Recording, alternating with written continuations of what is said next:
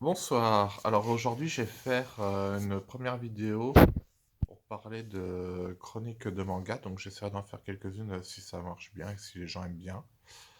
Donc le principe va être simple, c'est que d'habitude j'écrivais sur un blog avant mes chroniques de manga. Maintenant, je vais les faire par vidéo. Donc pour commencer cette série, j'ai décidé de parler de moi aussi aux éditions Akata. Donc qui se situe en 2 tomes, qui est donc une série qui est terminée.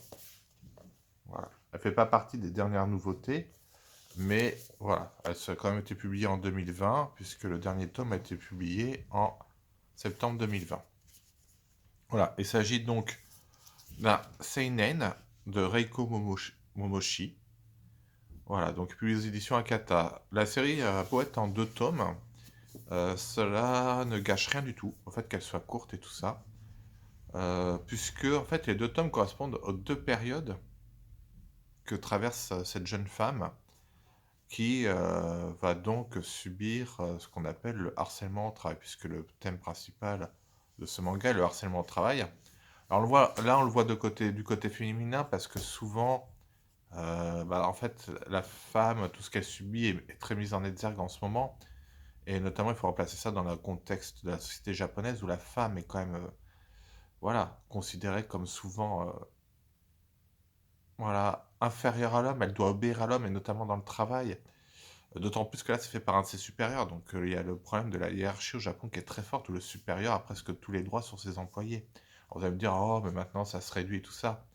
Oui, dans les faits, ça tend à se réduire, mais en réalité, dans les esprits, beaucoup de choses demeurent, puisque le Japon reste quand même une société très traditionnaliste et très sur des pensées, on va dire, ancestrales. Elle a un peu du mal quand même à se décanter de tout ça, même si elle tend à se moderniser. Voilà. Donc en fait, les 2 tomes ont tous les deux un sous-titre. Le premier, c'est Comment refuser. Donc c'est la première période. Et la deuxième, c'est Je refuse d'abandonner. Alors vous allez me dire à quoi ça correspond. Comment refuser, en fait, c'est simple. Le super hiérarchique va faire des avances à Satsuki de manière plus ou moins directe, va avoir des gestes, des propos insidieux, tout ça. Et elle, au début, comme tout employé, va se dire, ah ouais, mais si je dis quelque chose, je vais perdre mon travail. Et le problème, c'est que quand elle est dans le travail, elle commence à se révolter ou quoi ça, elle ne va pas être entendue. Et dans le deuxième, elle va trouver le point d'appui qu'il lui faut à travers une association de femmes, et là, elle va mener tout le combat pour faire reconnaître le harcèlement comme vraiment un problème au niveau du travail et tout ça, et qui peut créer après des handicaps. Et c'est vraiment très intéressant. En fait, c'est même pas bâclé ni rien, en fait, c'est très fluide, ça c'est super bien. J'ai moi-même été étonné, j'ai dévoré les 2 tomes très rapidement, donc c'est vraiment un gros gros coup de cœur. Voilà. En plus, c'est inspiré d'une histoire vraie, donc c'est toujours intéressant. Et le manga est ultra réaliste. Ça prouve bien que les mangas peuvent aussi être très réalistes et pas forcément raconter de l'imaginaire et tout ça. Et ça change vraiment de ce que l'on peut trouver en général dans les mangas de nos jours. Donc c'est vraiment très très intéressant.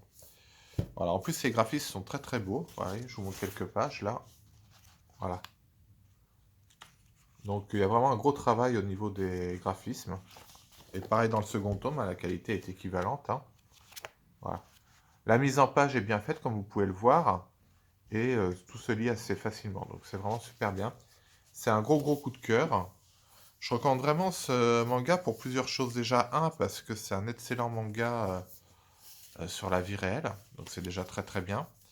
Deux, parce que ça prouve que le manga peut être autre chose qu'une histoire de gnangnan, d'amour gnangnan, ou de bagarre, de baston, et de mecs qui deviennent plus forts et tout ça. Et trois, parce que je trouve qu'il faut encourager ce genre de manga, tout simplement parce que ça permet aussi de montrer une réalité et de soutenir aussi les gens qui mènent cette lutte, puisqu'en plus, pour tout exemplaire vendu, 5% du prix sera versé à l'association jusqu'au 30 avril Solidarité Femmes. Donc c'est ce qui aide les femmes à sortir de tout ça, des problèmes de harcèlement, de violence conjugale et tout ça. Et je trouve que c'est très bien que ce manga soit sorti maintenant pour parler de ce qu'est le harcèlement, parce qu'aujourd'hui c'est quand même grande chose qu'on pourrait élargir aussi au harcèlement au niveau scolaire, au harcèlement par rapport à la différence de handicap, tout ça, donc c'est vraiment très très bien. D'ailleurs, c'est pour ça qu'après je parlerai aussi d'une autre série qui parle du harcèlement, qui est A Silent Voice, qui est un autre type de harcèlement vis-à-vis du handicap, avec une autre prise de conscience, puisque là, il n'y a pas de prise de conscience de la part du harceleur. C'est-à-dire que le harceleur est aussi très très bien fait, c'est-à-dire que voilà, c'est le harceleur dans toute sa splendeur, dans tout ce qu'il peut avoir d'exécrable.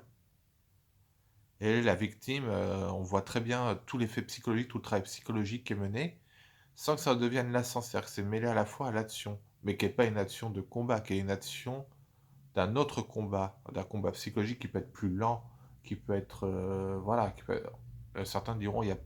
Non, en fait, il n'y a pas de temps mort, parce qu'elle se bat constamment, que ce soit pour elle, et après pour les autres, et pour sa survie aussi.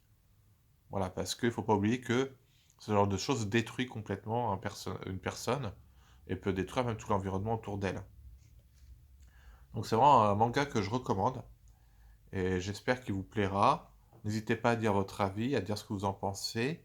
Et si vous voulez que je fasse une vidéo un peu plus longue sur le thème du harcèlement, n'hésitez pas non plus à le dire, puisque je pourrais présenter d'autres séries et parler donc du harcèlement et d'autres choses, que ce soit au Japon, en Asie, ou en France, ou en général. Voilà. Et n'hésitez pas à dire aussi si vous avez eu des témoignages que vous pourriez apporter pour soutenir les gens qui essaient de combattre ce genre de choses.